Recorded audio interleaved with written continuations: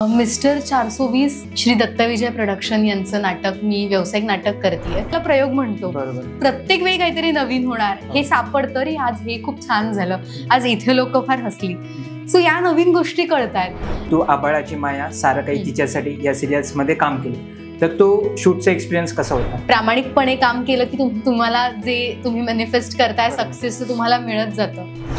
अगदी छोट्या छोट्या गोष्टी आहेत या, पण बऱ्याचदा ना त्या नेग्लेक्ट होऊन जातात की पैसे देऊन कुठचीच ऑडिशन होत नाही किंवा आधी तुम्ही मला पैसे द्या मग तुम्हाला ते रिटर्न होतील. हे तर सगळ्यात स्कॅम आणि फेक गोष्ट आहे. चॅनलवर म्हणजे त्या लीड्स आहेत तर त्यांना आधीच सांगितलं जातं की तुम्हाला कॉन्ट्रॅक्ट करावं लागेल, कारण ते लीड दुसऱ्या चॅनलवर ॲट अ टाइम काम नाही करू शकत. हा त्रास होतो, नाही असं नाही. कधी कधी तिथे मेंटली त्रास होतो, कधी कधी ट्रॅव्हलिंगचा फिजिकल त्रास होतो. तिथे राहण्यासाठी किंवा तिथपर्यंत पोहोचण्यासाठी तितकं तगडं काम माझ्याकडे असलं पाहिजे.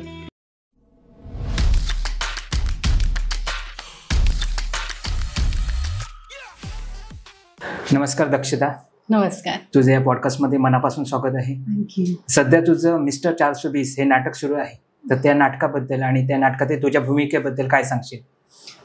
मिस्टर 420 श्री दत्तविजय प्रोडक्शन यांचं नाटक मी व्यावसायिक नाटक करतेय. फार गमतीशीर नाटक आहे, म्हणजे त्याला एज ग्रुप नाहीये. म्हणजे अगदी लहान मुलांपासून ते म्हणजे 60-70 अगदी आपले आजी आजोबा देखील हे नाटक बघू शकतात असं नाटक आहे. एवढं नक्की आहे की तुम्ही त्या नाटकातनं काहीतरी घेऊन जाताय. गोष्ट आपल्या घरातली आहे, म्हणजे आपल्या घरातली आहे, आपल्या आजूबाजू मला दिसणारी गोष्ट आहे, आपल्या आजूबाजूला असणारी कॅरेक्टर्स आहेत जे म्हणजे थिएटरमध्ये गेल्यानंतर तुम्हाला कनेक्ट होतील, तुम्हाला हसवतील, तुम्हाला विचार करायला भाग पाडतील असं नाटक आहे. आणि नाटकातली सगळी कॅरेक्टर्स आहेत. फार मला म्हणजे काय म्हणतात, एक याची शाश्वती आहे. जर तुम्ही म्हणजे माझ्या प्रेक्षकांना सगळ्यांना सांगायला आवडेल की जर तुम्ही थिएटरला आलात तर एवढं नक्की आहे की आमच्या जरी नाटकाचं नाव 420 असलं तरी आम्ही प्रेक्षकांना 420 बनवत नाही आहोत विनोदाच्या बाबतीत. सो धमाल म्हणजे मज्जा, तुम्ही त्यात रमून जाल असं नाटक आहे. अच्छा, प्रोसेस कशी होती रिहर्सलची? शो चालू झाले त्याची, तो एक्सपिरियन्स कसा आहे किंवा रिस्पॉन्स कसा मिळतोय त्याला? रिस्पॉन्स छान आहे, पण खरं सांगायचं झालं तर सगळी टीम म्हणजे कलाकार फार प्रामाणिकपणे काम करतोय आम्ही. म्हणजे प्रत्येक प्रयोग, कारण माझं आणि म्हणजे माझं तरी प्रामाणिक मत आहे की प्रेक्षक आपल्यासाठी येतोय तिकीट काढून. त्यामुळे त्याचं असं नाही की अच्छा आज थोडे कमी प्रेक्षक आहेत का तर चला पटापट करूयात, असं कुठेच होत नाही. म्हणजे आमची पूर्णच टीम त्या बाबतीत डेडिकेटेड. जे 1000 लोक असताना आपण एनर्जी लावून करणार आहोत तेच 2-4 जरी असले प्रेक्षक तरी आपल्याला करायचंय, हे डोक्यात फिट आहे. त्यामुळे रिस्पॉन्सच्या बाबतीत म्हणाल की जे प्रेक्षक जे येतात ना त्यांच्याकडनं सगळ्यांकडनं पॉझिटिव्ह रिस्पॉन्स आहे की तुम्ही हे खूप मस्त करताय, आम्हाला मज्जा आली बघायला. प्रत्येक फन एलिमेंट आहेत नाटकात, म्हणजे नुसती कॉमेडी नाहीये तर काही काही गोष्टी घडतायत, फन एलिमेंट आहेत. सो ह्या गोष्टी तुम्हाला बघायला मिळतात. प्रोसेसच्या बाबतीत म्हणशील तर फार मज्जा आली. म्हणजे माझं व्यावसायिक नाटक पहिलं आणि खूप भीती वाटत होती की कसं जमणार आहे. बरं त्यात स्क्रिप्ट पाठांतर करायला, म्हणून आपण त्याला प्रयोग म्हणतो. प्रत्येक वेळी काहीतरी नवीन होणार हे सापडतं रे. आज हे खूप छान झालं, आज इथे लोक फार हसली. सो या नवीन गोष्टी कळतायत आणि भीती वाटत होती खूप की कसं काय जमणार आहे. म्हणजे मी घरी पण तेच म्हणत होते, त्या टीमला पण तेच म्हणत होते की म्हटलं दादा मला भीती वाटते करायला, कसं जमणार आहे, प्रयोग आत्ता आलाय.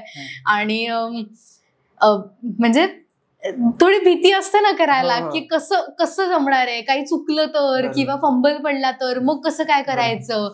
सो ही भीती होतीच, पण मज्जा आली. परत तेच की टीम छान असेल तर तुम्ही खूप छान, तुम्हाला ती प्रोसेस हेवी नाही वाटत, खूप छान वाटतं, स्मूथ जातं सगळ्या गोष्टी. सो तसं झालं आणि मला मज्जा येते आता. तुझ्या अभिनयाच्या प्रवासाची सुरुवात कशी झाली?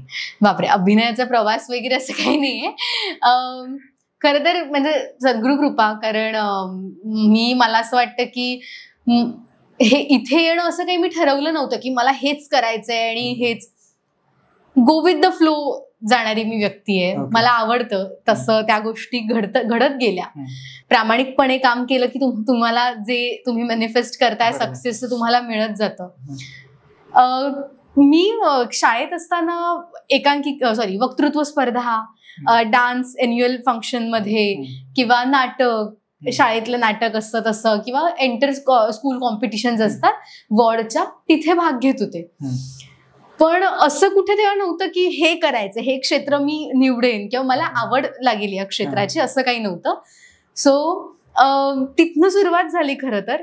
आणि घरचा सपोर्ट, म्हणजे मला कधी कधी असं, म्हणजे आपलं पाल्य पुढे जायला किंवा म्हणजे त्यांना एक छान कुठच्याही क्षेत्राचा एक मार्ग मिळायला तुमच्या आई बाबांची साथ किती महत्वाची असते ह्या प्रोसेसने मला शिकवलं. बरोबर. म्हणजे खरं तर मी त्यांच्या शिवाय काहीच करू शकले नसते. शाळेत असं कितीदा व्हायचं की नको मम्मी, नाही घेत मी भाग, नाही परत कशाला, कारण सारख्या स्पर्धा, किती पाठ करायचं, हे असं असायचं माझं. कारण कोण एवढं बसेल ना, पाठ करेल आणि हे करेल. पण ते बसवून मला माझ्याकडून करून घ्यायचे. जेव्हा मला वाचता लिहिता येत नव्हतं, अगदी पहिली दुसरीत असताना, ते एक ओळ म्हणायची मम्मी काही काम करताना, बाबा काही काम करताना, त्यांच्या मागून मी म्हणायचे. आणि अशी सुरुवात झाली. तू 15 ऑगस्ट 26 जानेवारी शाळेत जी भाषणं होतात त्यात भाग घे, किंवा छोट्या छोट्या स्पर्धांमध्ये भाग घे. हरलीच तरी चालेल, आपल्याला हरायचंच आहे, आपल्याला जिंकायचं नाही, हरलीच तरी चालेल, पण हे खूप महत्वाचं आहे. नाहीतर तो प्रेशर खूप असतो आई वडिलांचा की नाही तुला जिंकायचंच आहे. हो हो हो. आणि हे एक्झॅक्टली हेच त्यांनी मला सांगितलं की आपल्याला नम्रसाठी करायचंच नाहीये, तू भाग घे, एन्जॉय कर, तुला कळेल आणखी काय करायला पाहिजे. सो तिथनं मला असं वाटतं सुरुवात झाली. अगदी छोट्या छोट्या गोष्टी आहेत या, पण बऱ्याचदा ना त्या नेग्लेक्ट होऊन जातात. की हा ठीक आहे, हे बऱ्याच असं की कशाला हरणारच आहेस ना, कशाला, ते इतके आहेत, नको घेऊस भाग. पण त्यांनी मला नाही हे केलं की तू जा दक्षता.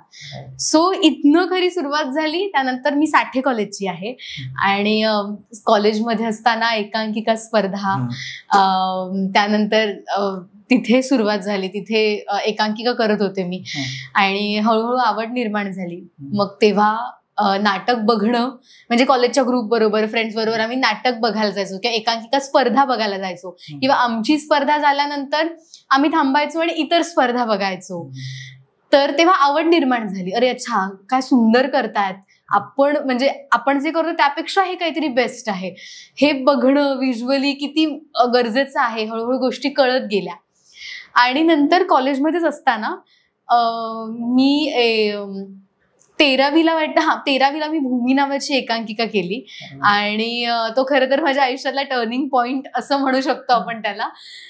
त्यानंतर सुपरस्टार, झी मराठीचं सुपरस्टार, त्याच्या ऑडिशनला, म्हणजे एक माझ्या कॉलेजचंच आहे एक दादा सिनियर, त्याने मला सांगितलं की अशी ऑडिशन आहे, आम्ही जाणार आहोत, बघ तुला जमलं तर ये.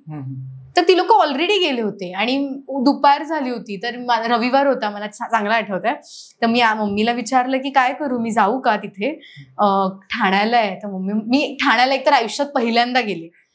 हा, तेव्हा कारण काही संबंध, कॉलेज पारला, त्यामुळे जवळ, माझ्या घरापासून तसं जवळ, म्हणजे मी खारला तरी 2 स्टेशनचं अंतर. तर मम्मी म्हणाली बघ लांब आहे आणि कोण आहे. म्हटलं मला फक्त त्यांनी सांगितलं, ती लोक ऑलरेडी गेलेत, ती लोक जर भेटले तर भेटतील, माहित नाही, मी एकटीच आहे. म्हटलं मी एकटीच जाणार आहे. तर मम्मी बोलली नीट जाशील ना. मी म्हटलं नाही मम्मी, मी येते, तू नको, मी जाईन. आणि ट्रेनमध्ये चढले, ठाणा येणार. बरं, आता गंमत कशी, मी 2-4 जण, मी पहिल्यांदा जात होते आणि त्यामुळे मी 2-4 जणांना विचारलं की कुठे येतं ठाणा. त्यांनी मला सांगितलं ये साईड आहे का. आणि मी जाऊन तिथे उभी राहिले आणि आलं या साईडला. बाप रे, मी म्हणजे अक्षरशः मी ग्रीन कलरचं कुर्ती घातली होती आणि ब्लॅक कलरची पॅन्ट घातली होती. सगळे पाय लोकांचे त्याच्यावर, म्हणजे खूप रश. आणि एकतर ऑफिस टाइम, म्हणजे 12:30-1च्या दरम्यान गेले होते, त्यात मेघा ब्लॉक, रविवार होता असं, त्यामुळे इतकं असं गर्दी. आणि सगळ्यांनी पाय वगैरे, म्हटलं बापऱ्यात हे कसं जाणार आहे, कुठे जाणार आहे, काहीच माहित नाही. ज्ञान साधना कॉलेज ठाण्याचं, तिथे ऑडिशन होती सुपरस्टारची 2nd सीझनच्या. भली मोठी लाईन, म्हणजे माझा काहीतरी 5000 काहीतरी असा एक नंबर होता. अच्छा. म्हटलं बापरे, मम्मीला फोन केला, मम्मी पोहोचले पण माझा असा काहीतरी नंबर आहे. तर मम्मी म्हणाली बापरे, मग तू तिथे थांबणार, ती लोक भेटले का ज्यांनी तुला सांगितलं होतं. म्हटलं नाही, एवढ्या गर्दीत मी त्यांना कुठं शोधू ना. तर म्हटलं नाही, मी उभी राहिले लाईनीत. नंतर मग थोडीशी पुढे गेली, मग खूप ऊन. म्हटलं आता काय करू, सगळे जाऊन मला दिसलं तिथे बसतायत लाईन लावून. म्हटलं थोडं, नंतर म्हटलं त्यांना सांगितलं मी तिथे बसते, आणि माझा 1:30 दरम्यान वगैरे माझा काहीतरी नंबर आला. आणि मी पहिली ऑडिशन दिली. नंतर कळलं की सेकंड त्यातच अजून थोडे निवडणार आहे, अजून चाळणी होणार आहे, त्यासाठी थांबावं लागणार. मम्मीला फोन केला. मम्मी म्हणाली अगं तू येणार आहेस कशी त्या ठाण्यावरून? मम्मी नाही मम्मी थांबायला सांगितलंय त्यांनी. तर आणि रात्री काहीतरी 2:30 वाजता माझा सेकंड राऊंड झाला तिथेच. आणि नंतर मग त्यांनी मला सोडलं. माझा मामा राहतो घाटकोपरला, तिथे सोडलं त्यांनी. आणि नंतर मग त्यांनी सांगितलं की जर तुम्ही सिलेक्ट झालात या सेकंड राऊंड मध्ये पण तुम्हाला फोन येईल. आणि एक दिवस आला, फोन आला. मी माझ्या आई बाबांबरोबर, माझी छोटी बहीण त्यांच्या बरोबर मी क्लासिक स्टुडिओ मीरा रोडचा तिथे गेले. कारण काहीच माहित नाही की कसं असतं बाबा, हे फेक आहे का, खरंच बोलवलंय का, आणि मी खरंच सिलेक्ट झाले का हेच माहित नव्हतं. सो तिथे गेले. संजय मोने होते पहिला आधी, कारण ते ऑडिशन राऊंडला होते. आणि झीची माणसं होती. चला हवा उद्याच्या सेटवर आम्हाला तिथे पहिल्यांदा बोलवलं होतं. म्हणजे ती लोक नव्हते पण झीची जागा ना ती क्लासिक स्टुडिओ, तर तिथे आम्हाला बोलवलं होतं. पहिल्यांदा सेट जवळून बघितला. अच्छा असं असतं का, सगळं खोटं असतं का, लाईट्स इतक्या, बापरे फार भीती वाटत होती. कारण आणि मी सगळ्यात लहान होते. मी आणि माझी कझिन एक मैत्रीण आहे, त्यात मी लहान होते. आणि बाकी सगळे म्हणजे काही जण 30-25 अशा वयाचे होते. आणि आता कसं काय करणार, कशी प्रोसेस सुरू होणार, जमेल की नाही. पण छान झालं, तो सीझन छान झाला.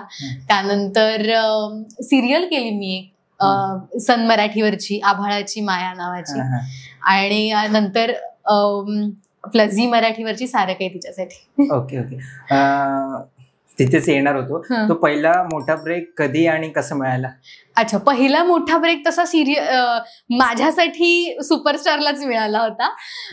पण तसा सिरियलसाठीचा योगेश शिरसाट, चला हवं उद्या मधले योगेश दादा, त्याने मला एकदा फोन केला म्हणजे संध्याकाळी वगैरे की दक्षता असं एक सन मराठीचं एक चॅनल येतं नवीन, आणि दीपाताई म्हणून आहेत, ती सनचीच हेड होती चॅनलची. तर तिने म्हणजे एक नवीन सिरियल येते, तर त्याच्या ऑडिशनसाठी तिला म्हणजे तू जाशील का, मी रेफरन्स देऊन ठेवतो तिला तुझा.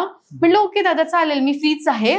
तेव्हाच लॉकडाऊन जस्ट असं सगळे कामं सुरू झाली होती आणि असं सुरू झालं होतं. तर म्हटलं ठीक आहे मी देईन. मग त्याने रेफरन्स मला दिला की मी सांगते तुला, नाव तुझं सांगतो म्हणजे रेफरन्स देतो. म्हटलं ओके.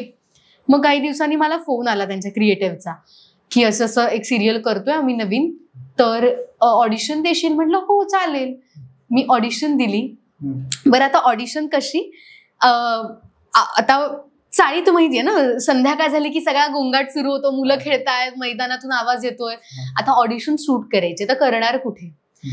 मी माझा एक फ्रेंड आहे, त्याच्या घरी एक म्हणजे प्रज्योत, त्याच्या घरी तिथे गेले. त्याला म्हटलं मला शूट करायचंय. सो मला टेरेसवर जरा आम्ही जाऊन पटकन रेडी झाले. टेरेसवर आम्ही डे लाईट जाण्याच्या शूट केलं आणि ते कसं बसं पाठवलं त्यांना. नंतर झालं की त्यांना आवडली ऑडिशन. त्यांनी मला त्यांच्या ऑफिसमध्ये बोलवलं आणि नंतर कळलं की हे लीडसाठी आहे. सो मला आधी विश्वास बसत नव्हता. मी सांगितलं, तिथे लुक टेस्ट झाली, सगळं झालं. त्यांनी सांगितलं की आपण कोल्हापूरमध्ये शूट करणार आहोत. एकतर पहिलंच काम आणि डायरेक्ट कोल्हापूरमध्ये, आणि ते सुद्धा लीड. हा म्हणजे मला असं वाटतं बापरे, मला वाटलं की कसं काय करणार आहे, मग इथे मुंबईत नाही, मग कसं काय असतं. मग युनिट गॅपला घरी येणार. तेव्हा मला हे शब्द कळायचे. युनिट गॅप म्हणजे असं असतं की तुम्ही तिथे शूट करताय तर गणपतीच्या वेळी किंवा अशी 4 दिवसाची सुट्टी असते तेव्हा तुम्ही मुंबईला यायचं आणि परत जायचं इथनं. म्हटलं बापरे आता कसं काय होणार. मी घरी सांगितलं, आले. म्हटलं असं असं सांगितलंय, मी सिलेक्ट झाले. पण मम्मीला म्हटलं तू कोणाला सांगू नको. बाबांनाही सांगितलं, जोपर्यंत मी तिथे जात नाही, शूट करत नाही, पहिला प्रोमो वगैरे येत नाही किंवा काही एपिसोड सुरू होत नाही, तोपर्यंत काहीच हे नको करूयात. म्हणजे मला ती भीती होतीच की खरंच झालंय का किंवा काय माहित नाही ना. आणि कोल्हापूरमध्ये शूट आहे. मी 2-4 जणांना विचारलं पण, म्हटलं हे असं असं झालंय. तर तुला हो असतं ग, बाहेर शूट असतं, काही नाही, ते बरोबर करतील, सगळं प्रोडक्शन वाले करतात. बरं मग कसं काय येणं जाणं कसं काय, नाही ते सगळं प्रोडक्शन वाले करतात. सो या नवीन नवीन गोष्टींशी माझी ओळख होत गेली हळूहळू की अच्छा. मग घरी झालं की ओके नीट जाशील ना हे वगैरे सगळं. शूट सुरू झालं, पहिला प्रोमो आला आणि म्हणजे सगळ्यांचे मेसेजेस, फोन, आणि जे म्हणतात ना की न बोलणाऱ्या व्यक्ती पण असं असतं ना की ज्यांना असं हे होतं, ती लोक पण येऊन विचारतात, ती लोक पण येऊन अभिनंदन करतात, मेसेज करतात, फोन करतात, मम्मीला येऊन भेटतात. सो अगदीच म्हणजे फारच वेगळा अनुभव होता. ओके. आणि जसं तू म्हणाली ना, काही वेळा फेक ऑडिशन्स असतात, तर ते कसे ओळखायचे? अच्छा, बऱ्याचदा काय होतं माहितीये, तुम्हाला कळतं, म्हणजे त्यासाठी तुम्हाला पण एक हजरजबाबी असणं फार महत्वाचं आहे, एक आर्टिस्ट म्हणून. सगळ्यात मोठी गोष्ट म्हणजे थिएटर आपल्याला हेच शिकवतं की तुमचं डोळे, कान उघडे हवे, तुमचा मेंदू शार्प हवा, तुम्हाला तुमचं बोलणं, म्हणजे तुमच्या बोलण्यातनं ते कळलं पाहिजे की तुम्ही काय इंटेन्शन यात काय. त्यामुळे तुमचं एक एक बॉडी, म्हणजे तुमची पूर्ण बॉडी त्यासाठी हजरजबाबी असणं फार गरजेचं आहे. हा सिम्पल फंड आहे. तुम्हाला समोरची व्यक्ती कोणत्या इंटेन्शनने फोन करते हे कळतं, किंवा काय ती मुद्देसूद किती बोलतीये, किंवा खरंच हे जेन्युइन आहे का ना, तुम्हाला त्यांच्या बोलण्यातनं कळतं. पहिली गोष्ट तर, जर तुम्ही पूर्ण हजरजबाबी असाल तर. आणि अगदीच जर असेल तर ते तुम्हाला कुठे असं नाही होत जनरली की पैसे द्या, किंवा हे एक अगदी साफ आणि क्लिअर की पैसे देऊन कुठचीच ऑडिशन होत नाही, किंवा आधी तुम्ही मला पैसे द्या मग तुम्हाला ते रिटर्न होतील. हे तर सगळ्यात स्कॅम आणि फेक गोष्ट आहे. तुमच्यात जर टॅलेंट असेल ना तर तुम्हाला ते स्वतःहून, म्हणजे काय म्हणतात, तुम्हाला तिथे हे करायची गरज नाही पडत की आज इथे ऑडिशन आहे किंवा हे कराल का, मग हे कराल का, असं ते अजिबात बोलत नाही. ते म्हणतात की हे काम आहे, हे ऑडिशन आहे, तुम्हाला जर तुम्ही सिलेक्ट झालात, शॉर्टलिस्टेड झालात तर तुम्हाला फोन येईल. त्यानंतर ते तुम्हाला अजिबात फोन करत नाही किंवा कुठे भेटायला बोलवत नाही. आणि जर बोलवलं तरी अजिबात तिथे जायचं नाही. हा सिम्पल मुद्दा आहे. कारण ते त्या प्रोफेशनल व्यक्तींकडे इतका वेळच नसतो की तुम्हाला ते बोलवतील आणि हे करतील. तुम्ही जर त्या कॅरेक्टरसाठी किंवा त्या रोलसाठी जात असाल, किंवा त्यांना जर वाटतंय की लुक टेस्ट वगैरे आहे, ते तुम्हाला ऑफिशियल ऍड्रेस देतील त्यांच्या ऑफिसचा, आणि तिथे तुम्ही जाऊन भेटू शकता. हा सिम्पल गोष्ट आहे. त्यामुळे ते आणि हा, आपल्याला समोरची व्यक्ती कधी कॉल करते हे पण महत्वाचं आहे. ते रात्री फोन करतायत का, किंवा ते कधी, त्यांचा पण ऑफिस आवर्स असतात, त्यात फोन येतोय बाबा, जेन्युइन आहे, तर नक्की त्या प्रोजेक्टसाठी तुम्ही हो म्हणा, असं मला वाटतं. ओके. आणि सिलेक्शनची प्रोसेस कशी असते? तुमचं ऑडिशन झालं, तुम्ही शॉर्टलिस्ट झाला, तुमची लोक टेस्ट झाली, त्याच्यानंतर पुढची प्रोसेस कशी असते? कारण म्हणजे बऱ्याच जणांना हे माहिती पण नसेल, त्यांची पहिलीच वेळ आहे, त्यांना तू काय सांगशील? करेक्ट. आता नाटकातली प्रोसेस वेगळी असते, तुम्ही जर सिरियल करत असाल तर त्यातली प्रोसेस वेगळी असते, आणि फिल्मच्या गोष्टी म्हणजे असं असतं की सिरियलमध्ये तुम्हाला आधी ऑडिशन, आता ऑब्व्हियसली सोशल मीडिया इतकं ऍक्टिव्ह झालंय की तुम्हाला आधी घरून ऑनलाईन ऑडिशन शूट करून पाठवा असं सांगतात, कारण त्यामुळे तुमचा वेळ आणि ट्रॅव्हलिंग आणि या सगळ्या गोष्टी वाचतात. त्यामुळे आधी ऑनलाईन, आणि जर तुम्ही शॉर्टलिस्टेड असाल तर तुम्हाला ते ऑफिसमध्ये बोलवतात. त्यानंतर तिथे तुमची विथ लुक, म्हणजे सगळं रेडी होऊन तुम्हाला ऑडिशन दिली जाते. त्यानंतर एक मॉकशूट असतं. म्हणजे मॉकशूट म्हणजे काय, जर तुम्ही त्यातही सिलेक्ट झालात तर तुमचं, म्हणजे आता समजा मी काही लीड करते आणि माझ्याबरोबर माझे आई बाबा असणार आहेत, किंवा बहीण भाऊ असणार आहेत, किंवा मैत्रिणी दाखवतात, किंवा कपल दाखवतात, त्यांच्याबरोबर तुमची पेअर कशी वाटतेय, किंवा एक सीन तुम्हाला दिला जातो आणि तुम्ही तो सीन करून दाखवा.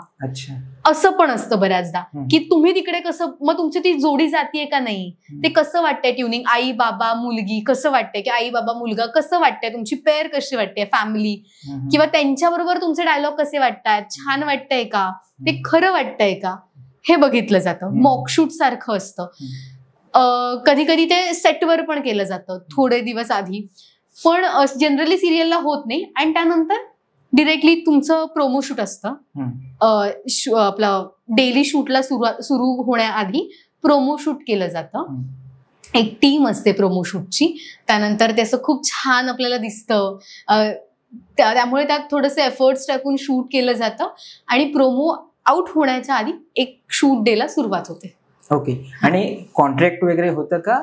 आणि ते जरा सांग. आता कसं असतं, बऱ्याचदा जे चॅनलवर म्हणजे त्या लीड्स आहेत तर त्यांना आधीच सांगितलं जातं की तुम्हाला कॉन्ट्रॅक्ट करावं लागेल, कारण ते लीड दुसऱ्या चॅनलवर ऍट अ टाइम काम नाही करू शकत, कारण त्या प्रोडक्शन बरोबर, चॅनल बरोबर त्यांचा कॉन्ट्रॅक्ट झालेला असतो. सो जे प्रायमरी कॅरेक्टर्स आहेत सिरियलचे, त्या प्रोजेक्टचे, ते तेव्हा तिथे कुठे दुसरीकडे काम करू शकत नाही. हे फक्त सिरियलचं. बाकी तुम्ही फिल्म करू शकता, काही सिरियल सोडून सगळी कामं करू शकता. ऍडजस्ट होत असेल जर तुमचं प्रोडक्शन बरोबर तितकं म्हणजे छान तुम्ही बोललात वगैरे, त्यांना सांगितलं, ते ऍडजस्ट होण्यासारखं असतं. फक्त तुम्ही त्यावेळेला सिरियलला काम करू शकत नाही, कारण ते बट ऑब्व्हियस आहे. जर माझे इथे 30 दिवस लागतात, 25 दिवस लागतात, तर मी त्यावेळेला दुसऱ्या सिरियलला कमिटमेंट नाही देऊ शकत. मग ते तर गोंधळ होऊ शकतो फार. त्यामुळे कॉन्ट्रॅक्ट असतं, त्यात काही गोष्टी असतात, काही कॉन्ट्रॅक्ट म्हणजे ऍज अन आर्टिस्ट म्हणून, आणि ज्या प्रोडक्शन कडून केल्या जाणार आहे. सो त्या आणि हो, कॉन्ट्रॅक्ट व्यवस्थित, म्हणजे जर तुम्ही नवीन असाल तर प्लीज कॉन्ट्रॅक्ट व्यवस्थित वाचून, म्हणजे त्या एक्साइटमेंट मध्ये असतो ना आपण. आणि जे नवीन पिढी आहे येणारी, ते असं असतं की हा सिरियल मिळाली आहे, हे झालंय. सो प्रत्येक गोष्ट यात मिळालंय म्हणून धावत नाही जायचं, मला असं वाटतं. ते विचार करून खरंच ते काम महत्वाचं आहे का, किंवा खरंच मी हे काम केलं तर कसा माझा रोल आहे, कसा ट्रॅक जाणार आहे, काय दिलंय, काय गोष्टी आहेत प्रोडक्शनच्या ऍज अन आर्टिस्ट म्हणून माझ्याकडून. सो या गोष्टी लक्षात ठेवून ही प्रोसेस करायची, मग पुढे काही सगळं व्यवस्थित होतं असं मला वाटतं. आणि पेमेंट मंथली बेसिस वरती असतं की पर डे किंवा पर एपिसोड असतं? आता हे कसं आहे, डिपेंड्स. म्हणजे काही लोक मंथली करतात, काही प्रोडक्शन हाऊस मंथली हे देतात, किंवा काही जण 3 महिन्यानंतर आर्टिस्टचं हे सुरू होतं, पेमेंट सुरू होतं. हा, तसं असतं. सो डिपेंड्स, तुम्हाला तुमचं जसं प्रोडक्शन किंवा चॅनलशी बोलणं झालंय त्यानुसार तुम्हाला प्रत्येक आर्टिस्टचं वेगळं असतं. ओके. तू आभाळाची माया, सारं काही तिच्यासाठी या सिरियल्स मध्ये काम केले, तर तो शूटचा एक्सपिरियन्स कसा होता? खूपच, म्हणजे अगदी कोल्हापूर, म्हणजे आता जे मी आभाळाची माया केलं कोल्हापुरात, आणि सारं काही तिच्यासाठी आधी आम्ही कुडाळला, वालावल जे गाव आहे तिथे शूट करत होतो आम्ही काही एपिसोड आधीचे, आणि त्यानंतर मडमध्ये शूट करत होतो. तर दोन्ही वेगळे एक्सपिरियन्स, म्हणजे ट्रॅव्हलिंगच्या बाबतीत किंवा तिथे राहण्याच्या बाबतीत, आणि फॅमिलीपासून लांब. सो मला तेव्हा फॅमिलीची किंमत कळली. म्हणजे आधी होती, आधी नव्हती असा भाग नाही, आधी होतीच. पण म्हणतात ना की मम्मी ते एक्झॅक्टली की यार असं कधी कधी खूप असं भरून यायचं मला. पण टचवूड तिकडचे आर्टिस्ट सगळे खूप छान होते, म्हणजे मज्जा आली त्यांच्या बरोबर. आणि तो परत तसं ते हे होणं नाही, म्हणजे त्याला काही तोड नाही असं वालं होतं. खूपच मज्जा आली, खूप गोष्टी शिकता आल्या. आणि मला असं वाटतं की ना ती त्या प्रोसेसने ना मला सगळं काही, म्हणजे म्हणतात ना की सगळं काही म्हणजे काय म्हणू शकतो आपण त्याला, शिकवली ती सगळी प्रोसेस, की कसं काय डील करायचं, सेटवर कसं काय हे करायचं, किंवा किती त्रास होतोय, कसं आपल्या बॉडीचं कंट्रोल ठेवला पाहिजे. कारण मी त्या प्रोजेक्टच्या वेळी मी आजारी पडले होते, डेंजरवालं, उलटी, लूज मोशन, आणि शूट करतोय, म्हणजे हॉस्पिटलाइज होते, आणि एक तर घरापासून लांब, आणि असं मला सगळं झालं होतं. कारण माहित नाही, चहा आला, कॉफी आलं, ओके आपण घेतो, काय आलं आज सेट नाश्त्याला हे आहे तर ते खाल्लं. सो मला ते कळलं की अच्छा, आपण जेव्हा काम करतोय तेव्हा आपल्याला बॉडी पण आपली कंट्रोलमध्ये राहणं किती गरजेचं आहे. कारण काही माहितीच नाही ना काय करायचं, चहा आलं, खाल्लं, झोप, हा चला झोपलं, कसंही ओके. तर मला कळलं की झोप पण महत्वाची आहे. जितकं आपण काम करतो तितकं आपल्याला पण वेळ देणं फार महत्वाचं आहे. म्हणजे फक्त असं नाही होणार की बॉडी राबतीये आणि तुम्ही झोप घेत नाही आहात, व्यवस्थित आहार घेत नाही आहात. सो जितकं तुम्ही काम करताय ना तितकंच तुम्हाला तुमच्या बॉडीला सांभाळणं फार गरजेचं आहे. असं नाही की तेलकट खातायत, आवाज बसलाय, या गोष्टी टाळल्या पाहिजेत. किंवा बॉडी मी मेंटेन नाही म्हणणार, कारण मी स्वतः फार फूडी आहे, आणि मला असं होतं की मी असं खूप डाएटच आहे, हेच आहे, असं काही नाहीये माझं. घरातलं छान जेवण मला आवडतं आणि ते मी फॉलो करते. जेवणात लिंबाची फोड असली पाहिजे, घरी कोशिंबीर असते, भाकरी असते. सो ह्या गोष्टी मी फॉलो करते. ते माझ्यासाठी उसळ, ह्या गोष्टी माझ्यासाठी ते डाएट आहे, घरातलं उत्तम जेवण. सो त्यामुळे ते मला गोष्ट कळली की शरीराकडे पण लक्ष देणं फार गरजेचं आहे. शिकायला तर मिळाल्याच बऱ्याच गोष्टी. आणि आता मुंबईत शूट असं व्हायचं की किती पण वेळ रात्र झाली ना की मम्मी घरी जाऊन जेवण असायचं, जागी राहायची मम्मी. बाबा मला कधी कधी उशीर झाल्यावर स्टेशनला घ्यायला येतात. आत्ता हे कधी काही उशीर झाला तर स्टेशनला घ्यायला येतात. आणि परत मला जर सकाळी निघायचं असं, मी माझ्या घरापासनं मला कधी कधी 1.5-2 तास लागायचे, डिपेंड्स ट्रॅफिकवर. तर मला आधी समजा 6-6:30चा कॉल टाइम आहे तर मला घर 5:30ला सोडणं कंपल्सरी आहे तिथे पोहोचण्यासाठी. तर बाबा मला सोडायला यायचे. सो माझ्याबरोबर त्यांनी पण फार हे केलंय, म्हणजे सगळं अगदी रात्री मी जेवढ्या उशिरा झोपायची त्यानंतर ते सगळं आवरून झोपून परत सकाळी मम्मी माझ्या लवकर उठायची की मी उपाशी जाता कामा नये. सो बाबा लवकर उठायचे की मी एकटी नको जाऊ, मी येतो सोडायला. तर या गोष्टी मला असं वाटतं की शिकवल्या मला, या पर्सनल गोष्टी मी शिकले. आणि सेटवर फार गोष्टी शिकले मी. म्हणजे मी खोटं वाटेल पण मी नेटफ्लिक्स किंवा मी कॉन्टेंट तसा बघायला लागले. तो सारं काही तिच्यासाठीच्या म्हणजे खुशबूदाई, उमाई जी झाली होती, मंजू काकी आणि लाली आत्या, आमचं असं छान जमलं होतं. त्यामुळे त्यांच्यामुळे मी बऱ्याच गोष्टी शिकायला लागले. म्हणजे अच्छा हे बघत जा, हे तुझ्यासाठी काम, म्हणजे या प्रोसेसमध्ये तुला कामाला येईल. काम कसं कर, म्हणजे ह्या आर्टिस्टची इंटरव्ह्यू बघ, हे खूप छान आहे, हा पॉडकास्ट बघ, हा छान आहे. सो आमच्या या गप्पा व्हायच्या, हे पुस्तक वाच, हे खूप छान आहे. सो त्यांच्यामुळे मला काही बऱ्याच गोष्टी कळल्या. सो म्हणजे म्हणतात ना की मेकअप रूम, मुलींची मेकअप रूम असेल तर जनरली गॉसिप हे असतं. पण आमच्याकडे तसं नव्हतं. आमच्याकडे असं होतं की अच्छा दक्षता तू ना आज हा इंटरव्ह्यू बघ, मी काल बघितला, हा खूप छान आहे, हा मूवी बघ, हे खूप शिकायला मिळेल तुला.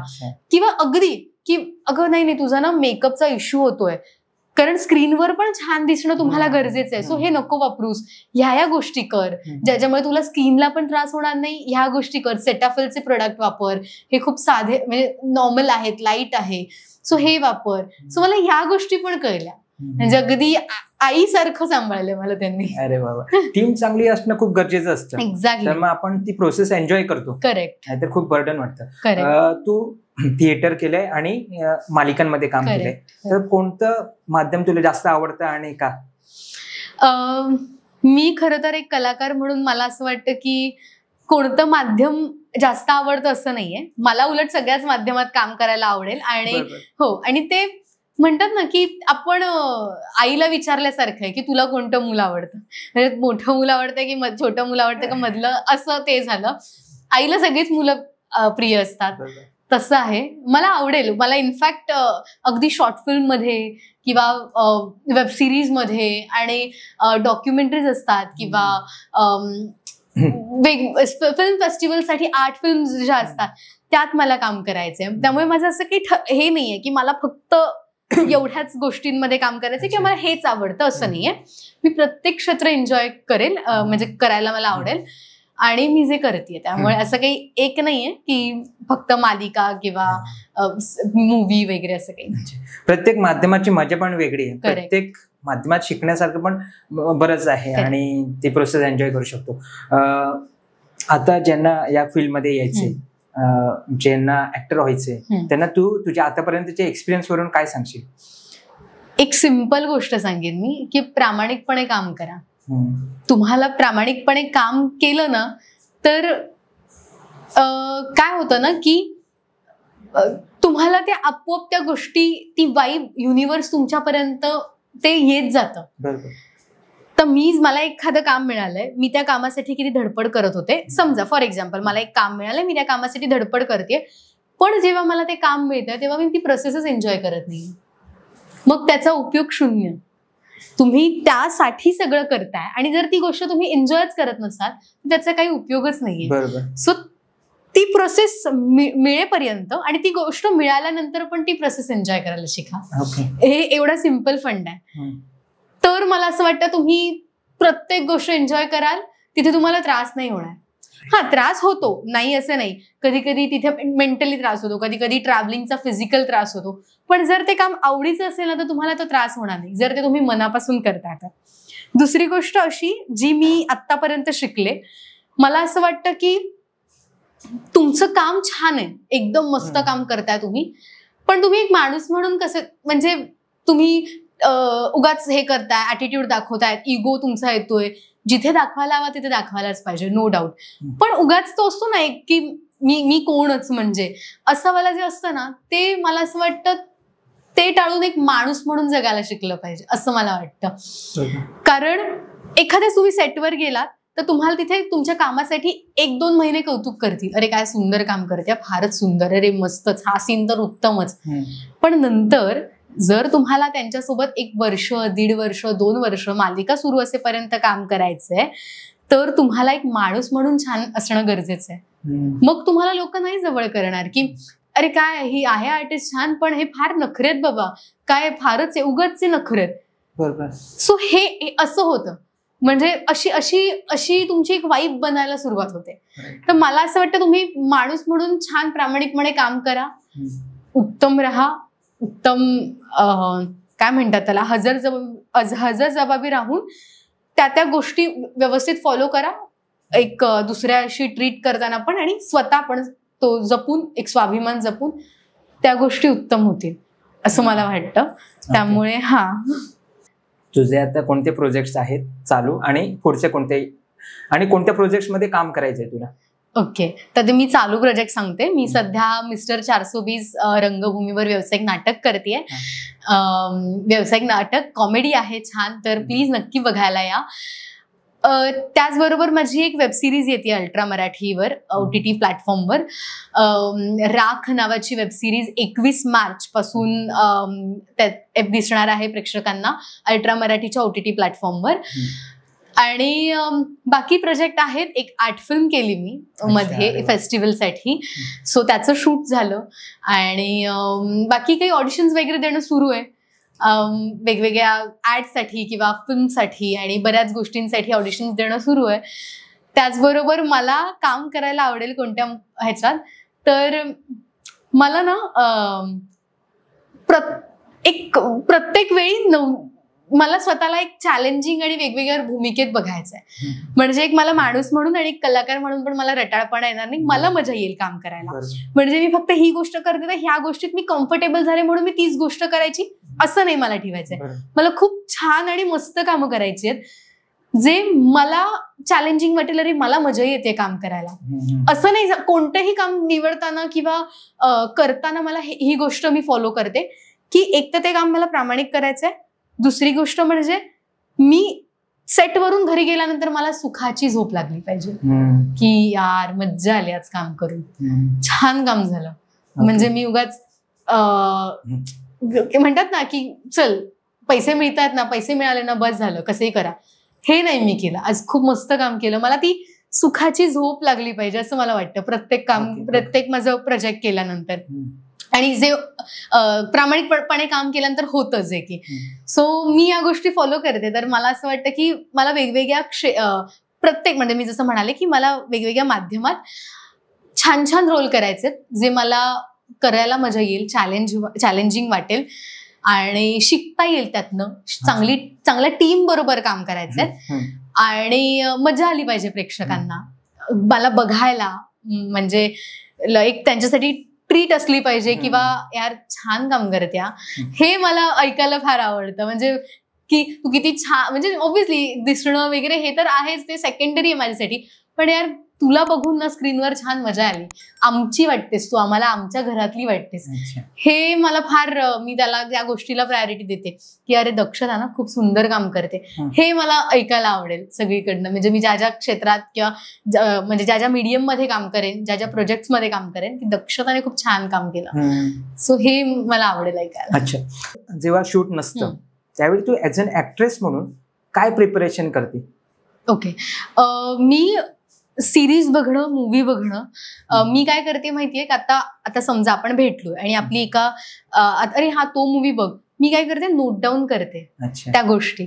मी वॉच लिस्ट मध्ये टाकून ठेवल्यात बऱ्याच गोष्टी, किंवा माझ्याकडे एक मोबाईलमध्ये नोट आहे त्यात मी सगळं लिहून ठेवते. म्हणजे आता मी एक तलाश मूवी आहे किंवा काहीतरी मूवी आहे, तो कुठे, अच्छा सोनी लिव्हवर आहे किंवा नेटफ्लिक्सला आहे, हे अच्छा ह्यातला मला हा मूवी बघायचा आहे, बोलता बोलता असं होतं ना, अरे तो मूवी खूप छान आहे असं, तर मी ते लिहून म्हणजे टाईप करून ठेवते, किंवा तिथे जाऊन मोबाईल अगदीच असेल आणि पॉसिबल असेल तर ते वॉच लिस्ट मध्ये तो मूवी टाकून ठेवते, जेणेकरून मी जेव्हा फ्री असेल ना तेव्हा मी ते मूवीज बघते. त्यानंतर मी फॅमिलीला टाइम देते फार. म्हणजे असं माझं आहे की त्यांच्यासोबत फिरायला जाणं, किंवा मी घरी जेवण करते, मला फार आवडतं. सगळं घरातलं काम, जेवण आणि या सगळ्या गोष्टी मी करते. काही वेगवेगळे डिशेस मी ट्राय करते. आता मी सांगते, मला आवडेल सांगायला, मला चीज केक बनवायचं. मी रील बघितलं, आता ते सध्या जरा चालू आहे रीलवर की चीज केक आहे व्हायरल. मला खायला खूप आवडतो. नक्कीच नक्कीच आपण एक कधीतरी नक्कीच बनणार. तर असं काही गोष्टी ट्राय करते की आज वेळ आहे तर मी ते सामान आणेन आणि दुसऱ्या दिवशी समजा तेव्हा पण फ्री वेळ आहे तर मी त्या गोष्टी बनवेन. तर मला अशा गोष्टी आवडतात. माझ्या त्या गोष्टी आहेत, जरा काही गोष्टी मला शिकायच्या आहेत, वेगवेगळ्या गोष्टी ज्या असं काही नाही की त्याचा म्हणजे उपयोगच होईल आणि असं काही नाही, पण मला आवडतात त्या गोष्टी शिकायला. म्हणजे आता मला मार्शल आर्ट शिकायचे, दानपट्टा आणि हे मला खूप म्हणजे खूप महिने झाले असं ते डोक्यात होतं की मला ते शिकायचंच आहे असं. पण येस, मी लवकरच सुरू करणार आहे या गोष्टी. ऍज अन ऍक्ट्रेस आपण जसं काम करत जातो तशी आपली समज वाढत जाते. की सुरुवातीला आपल्याला एक वाटत असतं, पण ऍक्च्युली ज्यावेळी काम केलं त्यानंतर तो एक एक्सपिरियन्स आला, त्यावेळी समजलं की हे असं नाही, हे असं आहे. किंवा जसं जसं काम करू तसं आपण डेव्हलप होतो ऍज अन ऍक्टर. तर तसे तुझे काय लर्निंग्स आहेत ज्या तुला शेअर करावेसे वाटतील? मला एक गोष्ट म्हणजे जसं तू म्हणालास की काय काय गोष्टी कळत जातात, तर मला आधी ना म्हणजे जेव्हा मी पहिली सिरियल केली तेव्हा मला वाटलं की वाव ओके झालं, पण नंतर कळलं नाही यार हे खूप मोठं आहे, बरीच चांगली चांगली लोक काम करतात आणि यात मला अच्छा असं नाही व्हायचंय की ओके आहे सिरियल करते हे करते आहे. मला तिथे माझं काम म्हणजे दाखवायला नाही म्हणणार मी, पण तिथे राहण्यासाठी किंवा तिथपर्यंत पोहोचण्यासाठी तितकं तगडं काम माझ्याकडे असलं पाहिजे, सटलनेस असला पाहिजे, त्या कामाची म्हणजे जाणीव ठेवून ते काम केलं पाहिजे असं मला वाटतं. सो मी या गोष्टी शिकले की म्हणजे मला कळल्या त्या गोष्टी की मला ना फक्त हे नाही करायचंय, म्हणजे फक्त एक सिरियल एक सिरियल किंवा नाटक एक नाटक हे नाही करायचंय, मी सगळ्या मीडियम बरोबर फ्री झाले पाहिजे. राईट. म्हणजे आवडीचं तर आहेच, पण तिथे असं कम्फर्ट म्हणजे असं हे नाही म्हणजे अंग चोरून मला काम नाही करायचंय, फ्रीली आणि छान काम करायचंय. सो ह्या मला गोष्टी कळल्या. आता मी 1.5 वर्ष सिरियल करून आपण त्यात कम्फर्टेबल होतो की अरे मस्त छान पेमेंट येतंय, छान लोकांना दिसतीये, मी घराघरात पोहोचतीये. पण मला असं झालं की नाही, जर मी हेच करत राहिले ना तर मी बाकीच्या मीडियम मध्ये कधी काम करू, ते नाही करायचंय किंवा हे नाही. मला असं वाटतं की ऍज अन ऍक्टर तुम्ही फ्लक्च्युएट असलं पाहिजे. राईट. जर मला उद्या एखाद्या अँकरिंगचा शो करायचा आहे, समजा मला कोणी विचारलं की बाबा असं एक शो आहे तो होस्ट करायचा आहे, तर मी तिथे पण छान असलं पाहिजे, माझं डिक्शन छान असलं पाहिजे, त्यासाठी मला वाचन केलं पाहिजे किंवा मला लिहिता पण आलं पाहिजे थोडंफार, किंवा माझं व्हिज्युअली करेक्ट. अच्छा मला काहीतरी करायचंय, समजा मला असं वाटलं की मला काहीतरी बनवायचंय काहीतरी, किंवा मी मीडियाची स्टुडंट आहे ऍडव्हर्टाइजमेंट, तर मला समजा अच्छा मला हे ना बनवायचंय, किंवा अच्छा मी काही सजेस्ट करू का असं, तर माझं ते व्हिज्युअली पण इम्पॅक्टफुल असणं, माझं विजन इम्पॅक्टफुल असणं गरजेचं आहे. सो या गोष्टी शिकत गेले की तुम्ही ॲज अन आर्टिस्ट, मी ऍक्ट्रेस नाही म्हणणार, आर्टिस्ट म्हणून एक कलाकार म्हणून तुम्ही फ्लक्च्युएट असाल ना तर तुम्ही सगळ्या क्षेत्रात कम्फर्टेबल काम करू शकता. तुम्हाला तो कम्फर्टच्या बाहेर येऊन काम करता आलं पाहिजे असं मला वाटतं. Right right. आता आपण एक रॅपिड फायर राऊंड घेऊया. तुझं आवडतं नाटक? संगीत देवबाभळे. हो वाव. आवडता सहकलाकार? म्हणजे मी काम केलेलं की करायला आवडेल? करायला आवडेल. ओके, करायला आवडेल मला विद्या बालन, शेफाली शाह, त्यांच्यापैकी कोणा? टीव्ही, सिनेमा, नाटक काय निवडशील? डिफिकल्ट आहे, उलट मी ऍड करेन बऱ्याच गोष्टी त्यात. नाही डिफिकल्ट आहे, एक नाही निवडू शकत, मला आवडेल सगळ्यात. अच्छा, तुझा ड्रीम रोल? ड्रीम रोल मला महाराजांच्या विषयावर असलेल्या एखाद्या ऐतिहासिक मूवीत मला काम करायचंय, म्हणजे असं नाही की फक्त काम करायचंय, काहीतरी ऍक्शन आणि असं म्हणतात ना की मला माहित नाही असं ते फार मी कनेक्ट होते त्याला. असं बघितलं की ते माझं असं एक असतं की मला ना असं एकदम ऍक्शन म्हणजे काहीतरी आपण आपल्याकडून काहीतरी एक महाराजांसाठी ते असू शकतं असं काहीतरी काम करायचंय मला. एखादी गोष्ट ज्याची तुला प्रचंड भीती वाटते? हा, कधी कधी मला नाही अशी हे नाही या गोष्टीने नाही हा, मला कधी कधी असं होतं की मी हे बोलू की नाही, की कसं काय आता बोलू का, समजा आपण नवीन लोकांना भेटतो ना तेव्हा कसं वाटेल, मग म्हणजे माझा पॉइंट ठेवू का, असं थोडा अंदाज येत नाही ना, तर त्यामुळे एकदा फ्री झाले की मी बोलू शकते माझं, पण कसं काय जाऊ दे आता, कसं सगळे बोलतायत असं कधी कधी होतं माझं. सो प्रचंड भीती नाही, पण ते नवीन प्रोजेक्टला गेल्यानंतर एका सेटवर गेल्यानंतर होतं ना, आता कसं काय सांगू कोणाला, असं होतं थोडंसं. कोणता रोल करताना सर्वात जास्त मजा आली आतापर्यंत? मी म्हणेन की जेव्हा मी सुपरस्टार करत होते ना, त्यात मी सगळे म्हणजे अगदी 60-70 वर्षाची आजीपासून असे रोल केलेत. अगदी खडूस म्हातारी ते टॉमबॉय आणि असं एकदम साधी मुलगीपासून सगळं बुजगावण्याचं वगैरे सगळं केलंय. त्यामुळे मला असं वाटतं की तेव्हा मला फार मजा आली करायला. म्हणजे हे करताना मजा झाली, पण ते कसं काही काही गोष्टी एक्सपेरिमेंट करता आल्या, स्वतःवर काम करता आलं. सो त्यामुळे मला ते सगळ्या भूमिका करताना मजा आल्या सुपरस्टारच्या वेळी. अच्छा, तुझं पहिलं क्रश कोण होतं? बापरे, मी एक झी वाजवाचा शो करायचे तेव्हा आपला सिंगर रोहित राऊत ना, करेक्ट. हा, तर तो आला आणि सुंदर गाणं गायलं होतं त्याने.